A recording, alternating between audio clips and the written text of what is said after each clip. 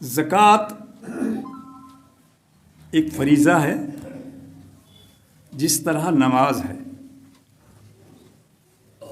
जहाँ भी कुरान में नमाज का जिक्र आया है, पढ़ के देख लेना, जो कुरान पढ़े हुए हैं वो पढ़ कर देखें। जहाँ भी आएगा अक़ीमुस्सलात व आतुज़्ज़कात, कुरान में जहाँ भी नमाज का जिक्र आया है कि नमाज पढ़ो ज़कात दो, नमाज पढ़ो ज़कात दो, जिस तरह नमाज फ़र्ज़ है उसी तरह ज़कात फ़र्ज़ है।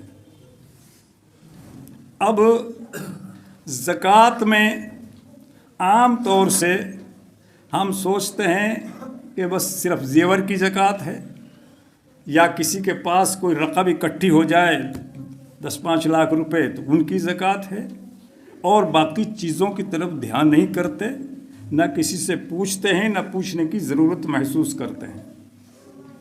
ज़कात गेहूँ पर भी है, ज़कात सरसों पर भी है, ज़कात बाजरे की भी है, ज़कात प्याज की भी है, मूली की भी है, गाजर की भी है। अब ये फसल है, प्याज की फसल है। आप सब माशाल्लाह नमाजी हैं, सब नमाज पढ़ते हैं, और सबके यहाँ थोड़ी बहुत प्याज की फसल हुई होगी। अब आप सोचिए कितने लोग हैं जो प्याज की ज़कात अदा कर रहे हैं। जो प्याज की ज़कात अदा कर रहे हैं वो कितने लोग हैं, अपने आप ही हिसाब लगा लीजिए प्याज वाले कि हमारे यहाँ अल्लाह ताला ने प्याज की फसल दी है, इसमें से हम ज़कात कितनी अदा करते हैं। अच्छा, उसमें जो है कुछ जो आदमी चंद जो 2-4% अगर हिम्मत भी करते हैं तो वो क्या करते हैं कि वो जो रकम बनती है, प्याज बिक कर के जो रकम आती है खर्चा काट के, उस रकम की ज़कात देते हैं। बिल्कुल गलत है। ज़कात रकम की तो है ही नहीं। रकम की ज़कात तो जब है जब रकम को 1 साल आपके पास रखे हुए हो जाए। ज़कात तो फसल की है। आप उस प्याज को की तोल दीजिए, प्याज की, गेहूं की, बाजरे की। इस तरह तो आप गेहूं बेच करके या सरसों बेच करके उसकी रकम की ज़कात दे देंगे, आधा फ़र्क पड़ जाएगा। ज़कात उस फसल की है। 20 मन में से 1 मन जो है उस फसल में से निकालना है। 20 मन प्याज आपकी हो गई तो 1 मन प्याज जितने की बिकेगी वो पैसे देने हैं। 20 मन की रकम में से 2.5% नहीं निकालोगे, वो ज़कात नहीं अदा होगी। 20 मन में से 1 मन दोगे। गेहूँ है, बाजरा है, सरसों है, प्याज है, कुछ भी फसल है, उसमें से आप 1 मन, अब उसको जिस भाव में आपकी बिकी है उस भाव के पैसे जोड़ लो। अब हम ज़कात ना दे करके अपने जायज़ माल को नाजायज़ करते हैं, हलाल माल को हराम कर रहे हैं। बहरहाल ये जो है अल्लाह ताला ने जो चीज़ फ़र्ज़ कर दी, जो फ़र्ज़ करार देगी उस पर अमल करो। मुसलमान बनो तो पूरे बनो, अधूरे मत बनो। वदखुलू फ़िस्सिल्म काफ़ा, इस्लाम के अंदर पूरे दाखिल हो, अधूरे नहीं। अधूरा इस्लाम अल्लाह को पसंद नहीं है, कबूल नहीं है। इसलिए नमाजी हों, हाजी हों, काजी हों, मौलवी हों, हाफिज़ हों, कारी हों, कोई भी हों, अगर वो खुदा न खास्ता नमाजी हैं, तहज्जुद गुज़ार हैं, लेकिन अपने माल की ज़कात नहीं दे रहे हैं, उनकी नमाज़ें भी कबूल नहीं, उनकी इबादतें भी कबूल नहीं है। उनका खाना पीना ही जायज़ नहीं रहा। वो हलाल रुकमा ही नहीं खा रहे हैं। जब आपका खाना ही हलाल नहीं है, आपका रिज़्क़ ही हलाल नहीं है, तो आपकी इबादत कबूल कैसे हो जाएगी। मेरी बात कड़वी लगती है थोड़ी सी, लेकिन मैं जो बात कहता हूँ वो आपकी भलाई के लिए कहता हूँ। मैं आपसे कोई, मुझे दुश्मनी नहीं है कि मैं अपने मुक्तदियों से कोई खलिश रखता हूँ। मैं तो ये चाहता हूँ कि मेरा एक मुक्तदी जन्नत में मिले, सबके सब जन्नत में जाएं। मैं वो रास्ता बताता हूँ जो तुम्हारा आखिरत की भलाई का रास्ता है।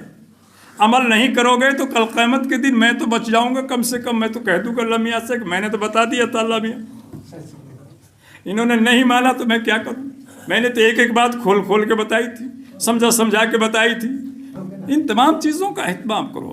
या लज़ीना आमनू दुखुलू फ़िस्सिल्म काफ़ा, اسلام کے اندر پورے طریقے سے داخل، ادھورا اسلام جو ہے وہ کچھ کام کا نہیں، اسلام تو پورا کا پورا ہو، ہم زکوٰۃ بھی دیں، روزے بھی رکھیں، حج بھی کریں، اللہ توفیق دے تو، اور ساری نوافل بھی پڑھیں۔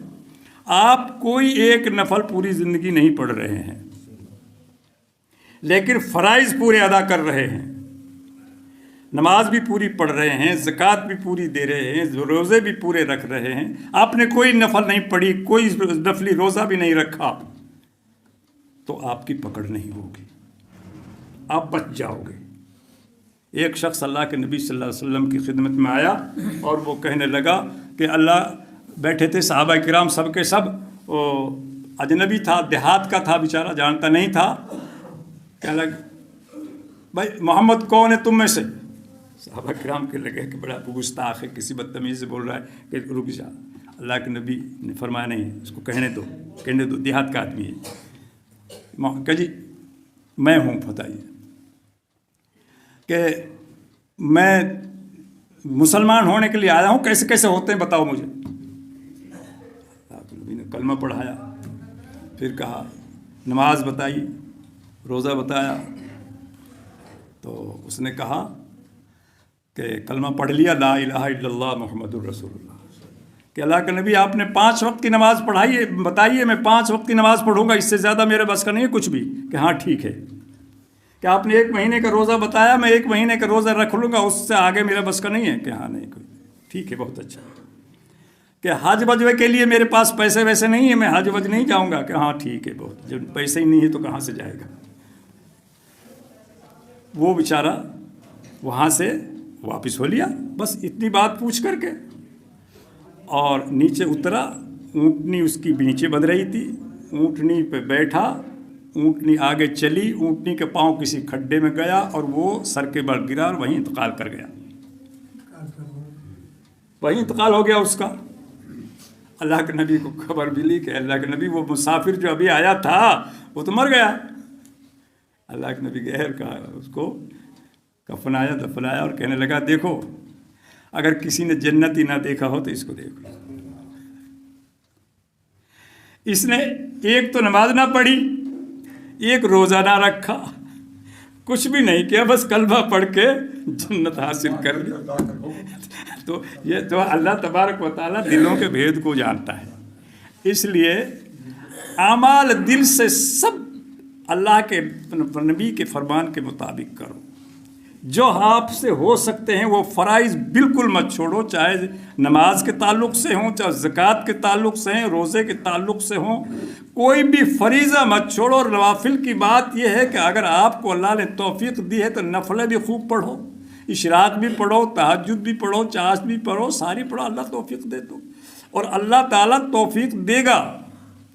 نماز کی میں آپ کو بتا دیتا ہوں کہ جب تک آپ کو مسجد میں نماز سے پہلے آنے کی توفیق نہیں ہو رہی ہے اور نماز کے بعد کچھ رکنے کا من نہیں کر رہا ہے، جب تک آپ کی نماز میں جان نہیں ہے، یہ پرکھی لگا کے دیکھ لینا، یہ بالکل آپ کو میں ایک کسوٹی بتا رہا ہوں کہ جب نماز میں آپ کے جان پیدا ہو جائے گی تو آپ نماز سے پہلے 5 منٹ پہلے مسجد میں پہنچنے کی کوشش کرو گے، اور نماز سے فارغ ہو کر کے بھی آپ 5 منٹ رکو گے، اللہ چل دیں گے کیا ہو رہا ہے، بیٹھے ایک تسبیح فالتو پڑھے اور آئے اور گئے بھاگے، چل تو میں آیا، پھر سمجھو کہ آپ کی نماز میں جان نہیں ہے۔ ابھی آپ اپنی نماز کو جاندار بناؤ، اور نماز جاندار کام آئے گی بھائی، کمزور تو کچھ بھی کام نہیں آئے گا۔ نمازوں میں جان نہیں ہے تو پھر تم میں بھی جان نہیں ہے، تمہیں اعمال میں بھی جان نہیں ہے، پھر تمہاری جنت میں بھی کوئی جان نہیں ہے۔ اس لیے سارے اعمال تو یہ بتانا چاہ رہا تھا میں، 5 چیزیں بتائی ہیں اس طرح کی کہ ناپ تول میں اگر کمی کرو گے، ناپ تول میں کسی بھی کام میں آپ انسان جو ہے وہ کمی بیشی کرتا ہے تو اس قوم پر قحط سالیاں آ جاتی ہیں، غلط فیصلے اگر برادری میں کرو گے تو ظالم مسلط کر دیے جائیں گے. یہ اللہ کے نبی کا فیصلہ ہے, اللہ کے نبی کا فرمان ہے. برادریوں میں کوئی مسئلہ آ گیا, آپس کا کوئی معاملہ آ گیا, کوئی بات آ گئی اور تم کو اللہ تعالیٰ نے پنچ بنا دیا, ٹھونڈا بنا دیا, تم فیصلہ کرنے لگ گئے, فیصلے کی تم پر جو ہے ڈگری آ گئی اور تم برادری میں فیصلہ کر رہے ہو, تو انصاف کا فیصلہ کرو. تم جان بوجھ کر اگر غلط فیصلہ کر رہے ہو, اس طرح کے اگر فیصلے کرنے والے قوم کے اندر, برادری کے اندر, گاؤں کے اندر, بستی کے اندر پیدا ہو گئے تو پھر ان پر اللہ تعالیٰ ظالم حکمران مسلط کر دے گا. وہ ظلم جوتیں گے, تم کو پریشان کر دیں گے, تمہارے حاکم ظالم ہو جائیں گے, ان کی نگاہیں بدل جائیں گی, ان کے طور بدل جائیں گے, وہ تم سے ظالمانہ رویہ اختیار کریں گے. ظالم مسلط ہونے کا اصل سبب یہی ہے کہ جب ہم اپنے فیصلے برادری شریعت کے خلاف کرنے لگ جائیں. کسی بھی معاملے میں کوئی بھی معاملہ ہو, سب سے پہلے یہ دیکھو کہ شریعت کا مسئلہ کیا ہے. اس میں ہم شریعت کو دیکھتے ہی نہیں, جو چاہتا ہے ویسے کر دیتے ہیں, جس کو چاہا مروڑ دیا, جس کو چاہا توڑ دیا, جہاں چاہا جو اپنی چنگ چڑھ گئی وہاں اس پر مسلط ہو گئے. کب کب کی جو ہے اپنی کسک نکالتے ہیں. ارے خدا کے بندے, اس کو اللہ پسند نہیں کرتا. اللہ چاہے گا جس کو توڑے گا, اللہ چاہے گا جس کو مروڑے گا. تم کون ہوتے ہو؟ وہ تو عز من تشاء, وہ تو ذل من تشاء. عزت اور ذلت تو اللہ کے ہاتھ میں ہے, تیرے ہاتھ میں کچھ بھی نہیں ہے. تو چاہے کسی کو کتنا ذلیل کرنا چاہے, اللہ اس کو عزت دینا چاہے کہ اس کو عزت ملے گی. اور تو چاہے جس کو عزت بخشنا چاہے, بڑا کرنا چاہے, بڑا بنانا چاہے, اللہ کو منظور نہیں ہو تو تیرا بڑا بنانے سے کوئی بڑا نہیں بنتا. اللہ چاہے گا جب بڑا بنے گا. اس لیے ہر معاملے میں اللہ تبارک و تعالیٰ کے حکم اور اللہ کے نبی کا حکم کا پاس رکھنا چاہیے کہ اللہ کا حکم کیا ہے, اللہ کے نبی کا حکم کیا ہے. اور فرائض ہمیشہ ہر مسلمان کو پورے ادا کرنے چاہیے. کسی بھی فریضے میں کوئی کمی کوتاہی نہ ہو. رہی بات آگے دوسرے اعمال کی, صدقات کی, خیرات کی, فرائض کے بعد نوافل کی, یہ حسب حیثیت جتنا اللہ جس کو توفیق دیتا ہے اتنا کرتا ہے, لیکن فرائض میں کمی نہیں ہونی چاہیے. نماز ایک بھی جو ہے ایک وقت کی بھی ضائع نہ ہو. ایک وقت کی بھی نماز کی گنجائش نہیں ہے کہ آج میں نے ایک وقت کی نماز, چلو اب جو ہے مجھے کوئی کام پڑ گیا, کوئی پریشانی ہو گئی تو چلو میں آپ کی تو ایک چھوٹ گئی. کیوں چھوٹ گئی؟ ایک نماز کے چھوڑنے سے, اس کی تفصیل میں جائیں گے تو بہت کتنے دنوں تک آدمی جہنم میں جلے گا. یہ جو ہے یہ اللہ کے فریضے ہیں, ان اللہ کے فریضوں کو پورا کرو تبھی مسلمان ہو. بھائی ایسا اسلام جو ہے اللہ کو قبول نہیں ہے. پورے اسلام میں داخل ہو جاؤ اور اسلام کا جو ہے پورے ارکان کو صحیح معنی میں ادا کرو, تب تو مسلمان ہو. زکوٰۃ کے معاملے میں بہت ڈھیلے ہیں. ہر آدمی جو نماز پڑھ رہا ہے اس کی نمازیں بغیر زکوٰۃ کے قابل قبول نہیں ہے, یاد رکھو. بالکل کھلا کہہ رہا ہوں, اس کا رزق بھی حلال نہیں ہے, اس کی روزی بھی حلال نہیں ہے جو زکوٰۃ نہیں دیتا. اس لیے اپنے جتنے بھی مال ہیں ان کی زکوٰۃ دو اور اپنے مال کو پاک کرو. اللہ تبارک و تعالی ہمیں صحیح معنی میں مسلمان بننے کی توفیق عطا فرمائے, نیک عمل کرنے کی توفیق عطا فرمائے اور ہمارے لیے ہمارے اعمال میں آسانیاں پیدا فرمائے. سبحان